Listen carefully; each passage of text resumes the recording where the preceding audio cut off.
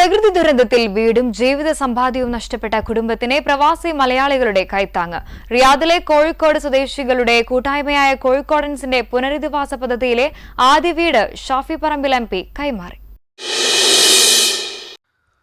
ദുരന്തമുണ്ടായ ഉടൻ റിയാദിൽ നിന്ന് പ്രതിനിധികളെ വിലങ്ങാട്ടേക്ക് അയച്ച് അർഹരായ കുടുംബങ്ങളെ കണ്ടെത്തിയ ശേഷമാണ് പദ്ധതി രൂപം കൊണ്ടത്. സർക്കാർ സന്നദ്ധ സംഘടനകളുടെ ശ്രദ്ധ പരിമിതമായ മേഖലയെന്ന നിലയിൽ വിലങ്ങാടിന് മുൻഗണന നൽകുകയായിരുന്നു. ബഹുമാനപ്പെട്ട MP ഷാഫി പറമ്പിൽ നമ്മളായിട്ട് ബന്ധപ്പെടുകയും അവരോട് 20 വീട് ഷാഫി പറമ്പിന്റെ നേതൃത്വത്തിൽ ഉണ്ടാക്കി കൊടുക്കുവാൻ തീരുമാനിക്കുകയും ചെയ്തു.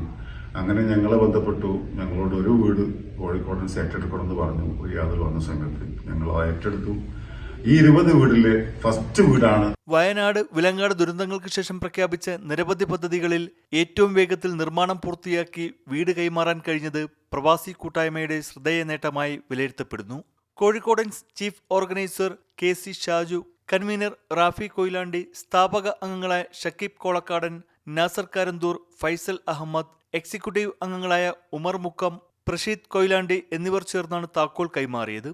പ്രവാസ ലോകത്തു നിന്നുള്ള കാരുണ്യഹസ്തം ഏറെ ശ്ലാഘനീയമാണെന്നും ദുരന്തബാധിതരെ ചേർത്തുപിടിക്കുന്നതിൽ കോഴിക്കോടൻസ് കാണിച്ച വേഗത മറ്റുള്ളവർക്ക് മാതൃകയാണെന്നും ഷാഫി പറമ്പിൽ MP പറഞ്ഞു.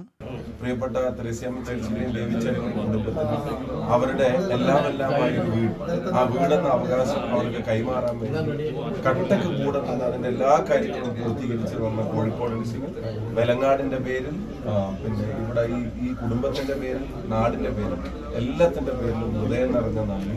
ചടങ്ങിൽ ഫാദർ വിൽസൺ മുട്ടത്തുകുന്നേൽ, ജില്ലാ panchayat vice president KK Navas, ഗ്രാമപഞ്ചായത്ത് അംഗങ്ങളായ Shebi Sebastian, Lovely Biju Edattu, youth Congress ദേശീയ general secretary KM Abhijith, Selma Raju തുടങ്ങിയവർ പങ്കെടുത്തു.